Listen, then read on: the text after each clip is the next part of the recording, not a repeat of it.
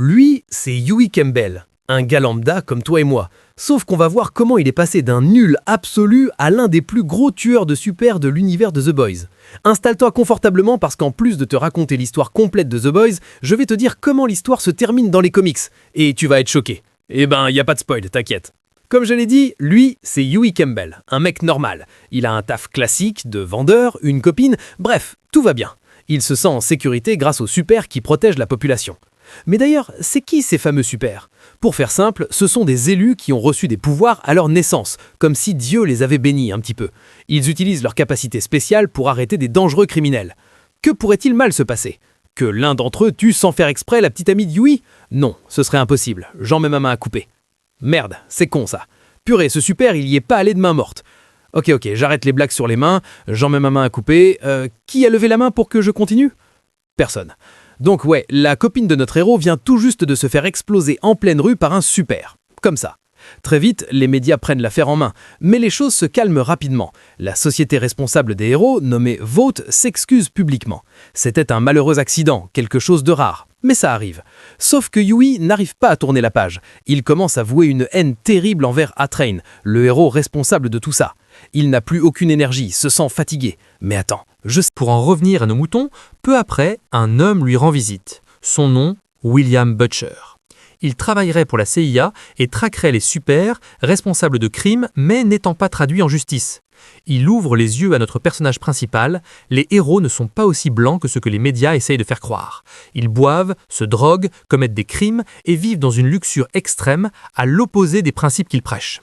Bref, notre Butcher convainc Yugi de poser un mouchard dans la tour des 7. Ok, alors pour ceux qui sont perdus, les 7 sont les héros les plus célèbres du monde. Il y a l'homme-poisson, il y a Black Noir, A-Train, donc le gars qui a buté la copine de Yugi, il y a Queen Maeve, Translucide, et Stella qui est une nouvelle, ainsi que Homelander qui est le chef, le super des super. En gros, c'est le big boss. Et là, notre personnage principal, il est invité dans leur tour pour que A-Train, donc le gars responsable de la mort de Yugi, lui présente ses excuses face à face. Et du coup, c'est pour ça qu'il peut poser un micro-espion à cette occasion. Ouf, notre pote ne s'est pas fait cramer. Il rentre heureux finir sa journée de taf quand tout à coup, Translucide l'attaque. Le gars, grâce à son pouvoir d'invisibilité, a pu suivre le petit manège de notre Yugi. Sauf que Butcher sort de nulle part pour le sauver. Finalement, ils le battent et l'enferment dans leur coffre, direction chez Le Français, un pote de Butcher.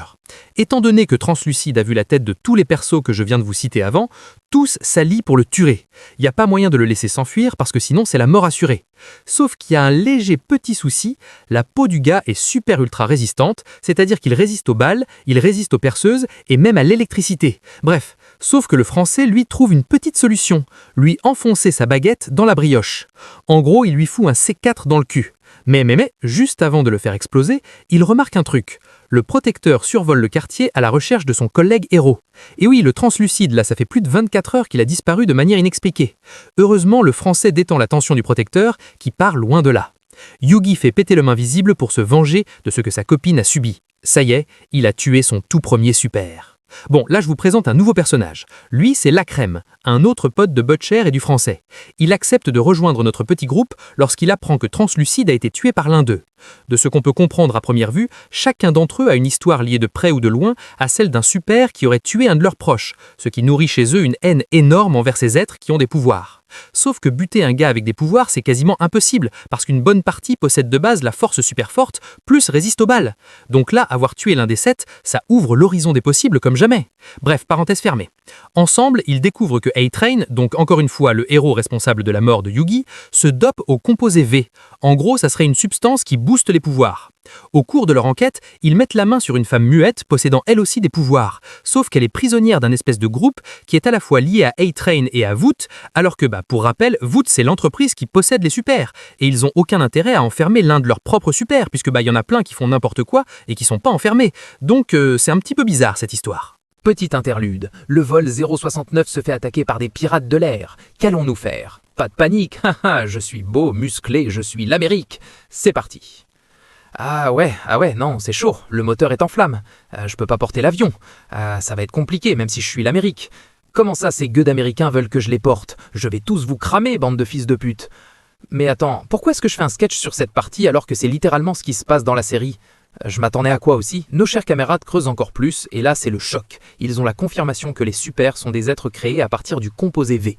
À la base, ce sont des humains normaux à qui on a injecté une drogue pour super. C'est une révélation de fou, parce que ça contredit complètement tout le baratin de Vought, l'entreprise derrière les héros, qui parlait de dons de Dieu, qui s'appuyait sur le fait que les super sont des êtres divins, etc. etc. Alors que en réalité ce sont que des rats de laboratoire, à la limite des humains ultra boostés.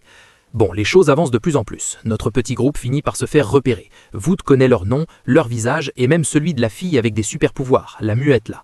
Mais en parallèle, Butcher fait jouer ses relations dans la CIA et obtient l'immunité et la protection de la police pour tous les membres de son équipe. En échange, il donne une dose de composé V. La CIA obtient alors de très grosses preuves pour mettre la pression à Vought. Parce que oui, au fil du temps, l'entreprise détenant les super se mettait à gagner de plus en plus d'influence auprès de la population en général, mais surtout auprès du gouvernement. Et ça, c'est vraiment jamais bon signe quand le privé essaye de se mêler au public. Mais malheureusement, Vought met en place un plan maléfique, créer des super terroristes pour que l'armée américaine n'ait pas d'autre choix que d'engager l'entreprise de héros et leur donner de l'argent. Et cette nouvelle position leur donne le droit de déclarer Butcher et son groupe comme recherchés, avec tête mise à prix, etc. etc. Ce sont alors des ennemis des USA alors même qu'ils ont fourni les preuves de la conspiration de Vought. D'ailleurs, Butcher découvre que sa femme, qu'il pensait tuée par le protecteur, est toujours vivante. Elle a un fils qui n'est pas de lui, mais du protecteur. Ouais, sombre histoire de viol et tout.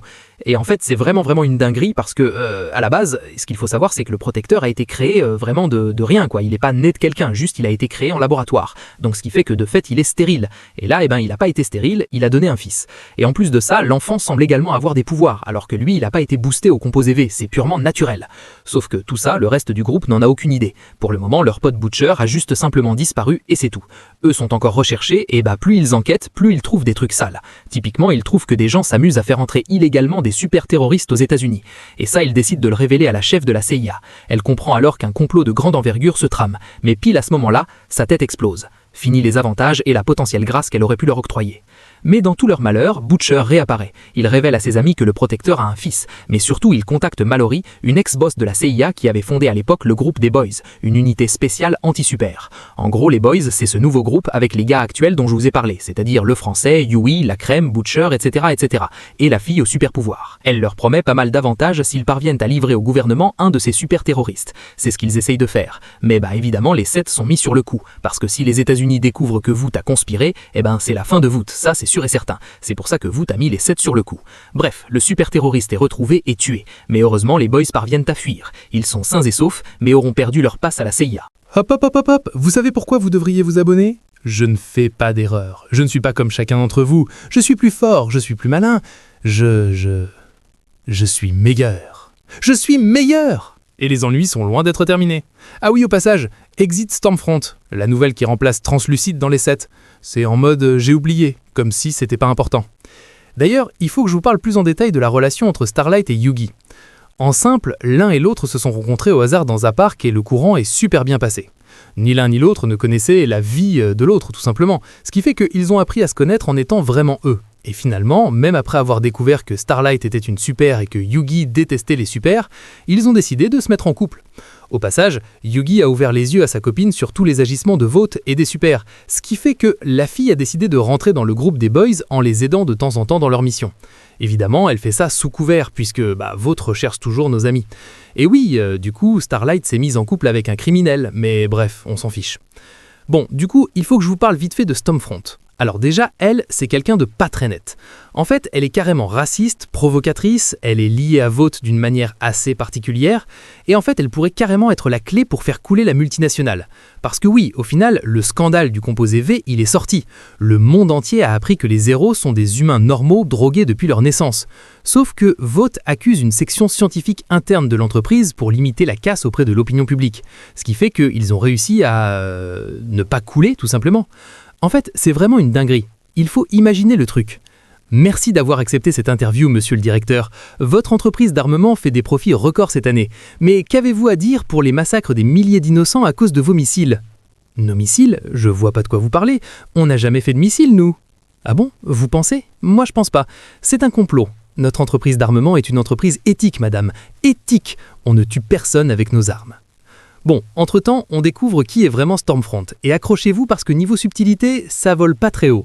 C'est une nazie née en Allemagne en 1919. Elle est la première personne pour qui le composé V a vraiment marché, et elle a plus de 100 ans à l'heure actuelle. Et elle partage toujours les idéologies allemandes de l'époque et de son parti politique préféré.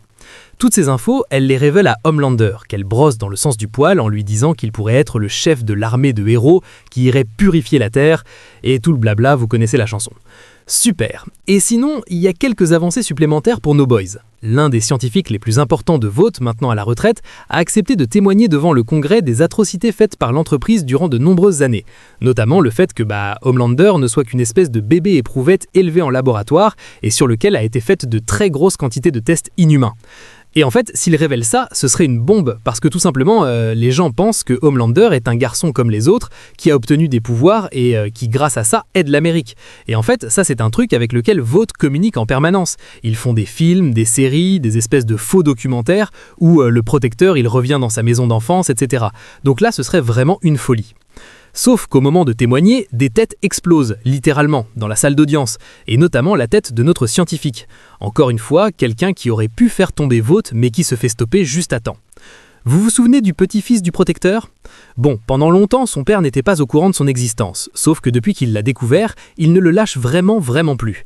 Avec toutes ces infos en tête, Vought et Butcher ont compris une chose, il faut absolument récupérer l'enfant pour faire pression au cas où sur le protecteur. C'est la première fois que Homelander s'attache vraiment à quelqu'un, donc l'enfant pourrait servir en cas de chantage.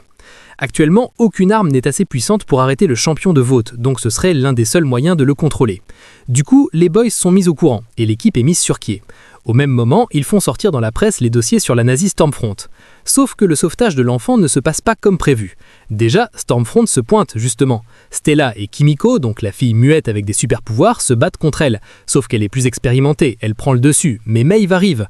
Ensemble, à trois, elles arrivent à battre Stormfront qui s'enfuit. Vous allez sûrement vous demander, mais qu'est-ce que Maeve fait là alors qu'elle fait partie des 7 ? En gros, le protecteur c'est un tyran avec tout le monde, et même avec elle. Alors du coup, elle décide de lui mettre des bâtons dans les roues, pour lui faire subir indirectement ce que lui fait subir tous les jours. Et du coup, elle fuit où Stormfront ? Dans la forêt, où elle tombe sur Butcher, sa femme, et Homelander Jr. Pour se venger, la nazie s'attaque à la mère du petit et l'étrangle. L'enfant, voyant cela, se met en colère et carbonise la super. Malheureusement, ne contrôlant pas ses pouvoirs, il a accidentellement touché sa mère qui meurt peu de temps après. Homelander débarque alors furieux qu'on ait tenté de lui voler son fils, mais Maeve arrive également et lui montre une vidéo. On y voit le protecteur menacer des passagers du vol dont je vous ai parlé tout à l'heure. Si cette vidéo est diffusée, le monde entier saura que le protecteur est un menteur et un malade mental. Donc, Maeve, elle se sert de ça pour obliger le protecteur à laisser partir tout le monde. Son fils sera donc mis dans un lieu où il ne le retrouvera pas, et Maeve et Stella seront réintégrés avec honneur auprès des 7. D'ailleurs, Butcher et sa bande sont graciés. Chacun peut retourner vivre sa vie comme avant. Enfin, pas vraiment comme avant. Parce qu'on apprend que la personne qui faisait exploser des têtes n'était personne d'autre que Victoria Newman. En gros, c'est une membre du congrès politiquement anti-super et anti-Vought. Assez surprenant quand on apprend du coup qu'elle a des super pouvoirs qu'elle cache et qu'elle explose les têtes de ceux étant prêts à faire tomber Vought. Donc en gros publiquement elle est contre Vought, mais en secret elle est pour Vought, c'est super bizarre. Et le pire c'est que c'est elle qui fonde le bureau des affaires des super, un espèce de groupe légal et tout pour traquer les héros qui dépassent les bornes. C'est du jamais vu parce que mettre les super face à la justice, c'était pas quelque chose qui était fait avant, qui était pensable. Bref, un jour en sortant du travail, Yugi découvre la vérité, celle pour qui il bosse, parce que oui du coup il bosse pour ce fameux bureau, est une super. Et que de plus, elle est la fille adoptive du PDG de Vought. Rien que ça. Les boys sont alors reformés entièrement. Et ça pour plusieurs raisons. Déjà pour cette histoire de super exploseuse de tête. Et surtout pour trouver un moyen de tuer le protecteur. Plus le temps passe, plus ils comprennent que le bougre est incontrôlable. La seule raison qui le pousse à ne pas tuer tout le monde, c'est sans doute pour l'amour des gens. Il déteste que le peuple ait une mauvaise opinion de lui, et donc si n'importe quoi venait à changer, rien ne le retiendrait de faire un massacre, tout simplement. Et du coup, ils ont trouvé une piste. C'est un type qui s'appelle le Petit Soldat, Soldier Boy. En gros, c'est un super de la génération précédente, en théorie aussi fort que le protecteur. Sauf qu'il semblerait qu'il se serait fait tuer au cours d'une opération militaire. Si les boys trouvent comment il a été tué, ils auront potentiellement une arme contre le protecteur. Du coup, direction la Russie, parce que c'est là que son corps se trouverait. Tous les boys y vont, sauf Stella, qui reste auprès du protecteur pour le surveiller. D'ailleurs, notre fameux Homelander devient de plus en plus cruel. Il torture psychologiquement un peu tout le monde pour satisfaire son besoin de reconnaissance. Si les autres super ont peur de lui, ils le respecteront, et c'est tout. Bref, le seul souci c'est que ces garde-fous tombent les uns après les autres. Lui c'est le PDG de Vought. Grâce à son statut, il avait encore un peu de contrôle sur le protecteur. Sauf que ce même protecteur s'est servi de Victoria Newman pour accuser le PDG et prendre le contrôle de l'entreprise. Il ne veut plus personne pour le retenir et malheureusement, plus il avance, plus il y parvient. Sauf que du côté de No Boys, toujours en Russie, les choses avancent. Il découvre alors une dinguerie. Le petit soldat, le super censé avoir été tué, est toujours vivant. Les Russes l'avaient juste capturé pour mener des expériences sur lui. Sauf que là, notre petite bande vient de le libérer. Et notre gars ne chôme pas. Il rentre seul aux États-Unis et se fait exploser dans la rue comme ça. Parce que pour une raison que tout le monde ignore, notre petit soldat a acquis un tout nouveau pouvoir. La capacité de retirer le pouvoir au super. Ça marche pas en 2 secondes, mais en gros, il doit se charger d'énergie et exploser. Et ça, Butcher l'a bien compris. Il décide de faire un deal avec lui. Si notre boy aide le petit soldat à tuer son ancienne équipe, alors le super l'aidera à son tour à tuer le protecteur. Et comme si c'était pas assez le bordel, Butcher et Yugi se mettent à s'injecter du composé V temporaire. En gros, ils gagnent des pouvoirs, temporairement, tout simplement. Et là, leur mission, c'est de retrouver 2 membres de l'ancienne équipe du petit soldat pour que le bougre intervienne et les tue. Je passe en vitesse cette partie parce que il y a énormément de boules à l'écran, tout simplement, mais retenez juste que le petit soldat passe à l'action, que le protecteur se pointe et une mêlée générale éclate. Le protecteur, carrément, il est blessé. On parle de 2-3 petits bleus, mais tout de même, parce que c'est quand même une première. Et au passage, c'est un massacre. Plusieurs morts sont à déplorer du côté des supers. Parce que je passe aussi en vitesse le fait que le petit soldat s'est fait trahir par son équipe il y a plusieurs années de ça, et c'est une raison pour laquelle il s'est fait capturer par les Russes. Et donc c'est pour ça qu'il veut tuer tous ses anciens coéquipiers. Bref, un autre gars de l'ancienne bande du petit soldat est tué et on apprend par la même occasion que le protecteur serait le fils du petit soldat. Ah ouais, rien que ça. Sauf que ça n'a pas l'air de changer les plans de notre allié, puisque avec Butcher, il se dirige vers la tour des 7 pour en finir. Là-bas se trouve donc Black Noir, le dernier équipier du petit soldat, ainsi que le protecteur qu'il a promis de tuer. Et vu que c'est le bordel, c'est Homelander qui tue Black Noir pour faire plaisir à son père. Mais comme le petit soldat est un gars à l'ancienne, il décide quand même de tenir sa parole et s'attaque au protecteur. Sauf que dans la bataille, le fils de Homelander se ramène, ce qui fait qu'on a la famille de super d'être traqués au complet. On a donc le père, le fils et le grand-père. Et en voyant ça, Butcher demande au petit soldat de ne pas tuer le protecteur, parce que le fils serait un dégât collatéral, et il a promis à la mère de l'enfant de le protéger quoi qu'il arrive. Du coup, baston général. Mav se pointe pour elle aussi donner une raclée au chef des 7. Finalement, le petit soldat se fait exploser, mais Mav se sacrifie pour sauver tout le monde. Le petit soldat est remis en stase dans une cuve. D'une certaine manière, les choses n'ont pas vraiment avancé, et voire même elles ont empiré. Le protecteur a maintenant la garde de son fils. Ça se trouve, il va faire de lui une version encore pire. Et là, je vous laisse pas imaginer le monde avec 2 Homelander au lieu d'un seul. D'ailleurs, un truc intéressant, c'est que les opinions se polarisent de plus en plus. D'un côté, les activistes pro-Stella et anti-Vought, de l'autre, les pro-Homelander et les pro-Vought. On nous fait comprendre de manière très subtile qui sont les gentils et les méchants avec des giga-symboles néo-nazis. Bref, sauf que pendant une manifestation avec les camps se faisant face, Homelander présente au monde son fils. Sauf qu'un activiste de Stella lui jette une canette en plein visage. Le protecteur perd sa patience et tue l'homme. Ouais, c'est terrible. Tout le monde est choqué. Non, je rigole, bien sûr. Tous les pro-Homelander sont ravis et félicitent leur héros. Ouais, rien que ça. D'ailleurs, heureusement que ce gars a été tué. Il paraissait que c'était un pédophile, ou un nazi, ou un communiste, ou un raciste d'extrême droite, ou un complotiste.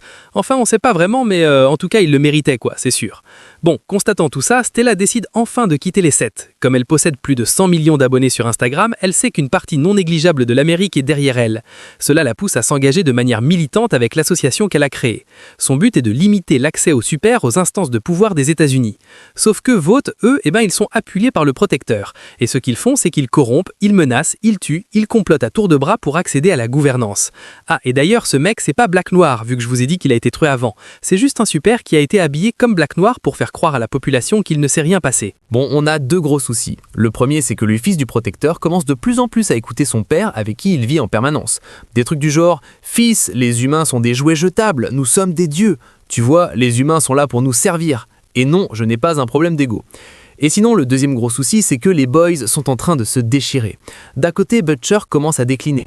La surconsommation de V temporaire l'a mis dans un état de santé très grave. Il n'a plus que quelques mois à vivre, il fait des erreurs, se comporte encore plus mal que d'habitude, bref, il est ingérable. De l'autre côté, le Français commence à avoir des remords vis-à-vis des meurtres qu'il a commis dans le passé. Du coup, il passe une grande partie de son temps complètement défoncé. Et pour finir, Stella n'est pas 100% du temps présente, puisqu'elle doit gérer son association pour combattre idéologiquement le protecteur. Du coup, il ne reste plus que Crème et Yugi qui sont là à plein temps. Sauf que les galères continuent à arriver. Les 7 recrutent de nouveaux membres pour boucher les trous manquants. Le protecteur choisit donc cette femme dont le super pouvoir est d'être la femme la plus intelligente du monde. Il veut se servir de son don pour combattre les boys et accessoirement accéder à la Maison Blanche. Bah ouais, pourquoi s'en priver? La deuxième personne à être recrutée est Firecracker, et dans son cas, elle déteste de toute son âme Stella. Elle sera là pour la discréditer H24 et la calomnier pour faire changer l'opinion publique. Parce que là, en fait, tout se joue sur les opinions des gens. Qui votera pour qui valide qui, etc., etc. Et pour ne pas vous mentir, elle n'y va pas avec le dos de la cuillère. Ses arguments, les 3/4 du temps, c'est « Stella est une pédosataniste. Les centres de Stella kidnappent des enfants pour les servir à des puissants comme Obama. Elle gère des trafics d'humains et d'adrénochrome dans le but de rendre la classe dirigeante immortelle et intouchable. » Bref, de la bonne théorie du complot comme on les aime. Sauf que grâce à sa nouvelle position avec les 7, elle se met à avoir accès à certains documents. Elle révèle au monde entier des choses choquantes. Par exemple, Stella aurait rendu aveugle un otage lors d'un sauvetage dans le passé. Elle révèle qu'elle aurait également avorté, sauf que toutes ces infos sont vraies. Tout le monde est choqué et une partie de ses soutiens lui claque la porte au nez. Elle est en train d'être isolée grâce à la stratégie de la femme la plus intelligente du monde. Mais une lueur d'espoir apparaît, c'est un virus ultra puissant ne s'attaquant qu'aux super. Il est en cours de développement et les boys parviennent à mettre la main dessus. Pour ça, ils ont dû tuer des gens, mais maintenant le virus est à eux. Malheureusement, ils ne seraient pas assez puissants pour actuellement tuer le protecteur. Mais tous les autres super pourraient mourir aussi.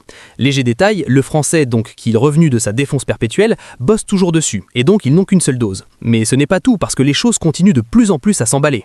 Pour la faire simple, le camp du protecteur prend de plus en plus l'avantage. Victoria Neumann, donc celle qui faisait exploser des têtes, s'allie complètement à Homelander. Elle est actuellement la vice-présidente des États-Unis.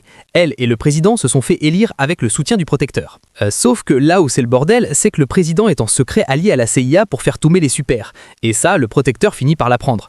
Du coup, l'objectif est clair, tuer le président et derrière Victoria Neumann prendra la présidence. Elle sera la marionnette de Homelander et de Vought. Comme ça, les super pourront devenir tout puissants sur le plan, on va dire, juridique.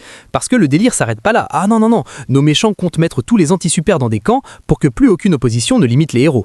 Et comment mettre l'opinion populaire de son côté? En inondant les réseaux et les médias de propagande. Typiquement, les révélations faites sur Stella l'ont discrédité près du grand public. Donc en gros, l'objectif c'est de faire ça H24 pour que l'opinion publique avale le fait que mettre des anti-super dans des camps, c'est complètement normal. Bref, du coup, avec toutes ces infos en tête, nos boys partent cacher et protéger le président. Sauf qu'une métamorphe se pointe, déguisée en Stella, et passe à 2 doigts d'assassiner le chef des États-Unis d'Amérique.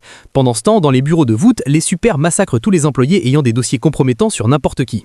Le but étant qu'une fois les super arrivés au pouvoir, aucun dossier ne vienne les entacher. Vu que c'est le giga bordel, je vais tout vous résumer beaucoup plus simplement. Victoria Neumann contacte Brodou Yugi pour qu'il l'aide à la cacher, même si elle fait partie des gens qui ont comploté contre le président. Ils trouvent un deal, les boys l'aideront à fuir et en échange, elle révélera un paquet d'infos sur Vought et sur les super. Sauf que Butcher, plus remonté que jamais, se pointe. On découvre alors qu'il est habité par des tumeurs boostées au V. En gros, il s'est transformé en super malade littéralement. Et là, avec ses tentacules, il tue Neumann. Fin du deal, les révélations, les infos, tout ça, c'est fini. Rapidement, la presse et le monde entier apprennent que la vice-présidente a été tuée. Dans la foulée, le président des États-Unis est destitué, parce qu'on diffuse une vidéo où il parle du fait que Victoria devrait mourir. Ses positions anti-super sont alors révélées au grand jour, et c'est un vrai pro-super qui prend le contrôle du pays. Avec une telle situation, les boys sont forcés de se séparer et de fuir. Butcher prend le virus et se cache. Yugi se fait capturer, mais Stella s'en sort. Le français, Kimiko et la crème se sont également attrapés. A-Train, qui a trahi Vought, fuit également, parce que ça je l'ai pas non plus précisé, mais du coup A-Train a pas mal aidé nos amis sur la fin en leur donnant des infos, des documents, etc. Bon, je vois les 2-3 du fond qui vont me marquer en commentaire que j'ai oublié de parler du donjon BDSM où Yugi se fait souiller, mais sombre histoire que je préfère oublier personnellement. Bref, donc pour résumer, on est actuellement dans un état totalitaire, contrôlé par des humains avec des pouvoirs, et nos personnages principaux sont quasiment tous hors jeu. Et waouh. Mais alors, comment nos gars peuvent s'en sortir? J'ai pas de réponse, mais je vais vous révéler comment ça se termine dans la BD, et promis, il y aura pas de spoiler pour une potentielle saison 5 de The Boys, parce que vous allez voir que l'histoire est vraiment différente. Du coup, dans la BD, Black Noir, il est pas mort. En fait, c'est carrément un clone d'Homelander. Même visage, même corps, même pouvoir, même capacité. En fait, c'est l'arme ultime pour contrer Homelander dans le cas où il pèterait un câble. Et justement, Homelander, ce qu'il fait, c'est qu'il tue le président des États-Unis. Du coup, Black Noir est envoyé pour l'arrêter. Et les deux se battent. C'est Black Noir qui gagne, mais Butcher l'achève avec son pied de biche mythique.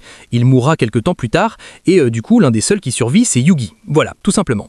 Bon c'est bien beau, mais ça nous donne aucun vrai indice. Mais en tout cas, ce que vous allez faire, c'est que vous allez vous abonner et surtout commenter la prochaine série que vous voulez que je résume, tout simplement. Mais voilà, moi j'ai bien aimé tourner ce petit épisode déguisé en Homelander. N'hésitez pas à me dire si ça vous plaît quand je me déguise en le personnage principal de la série ou alors du film que je résume.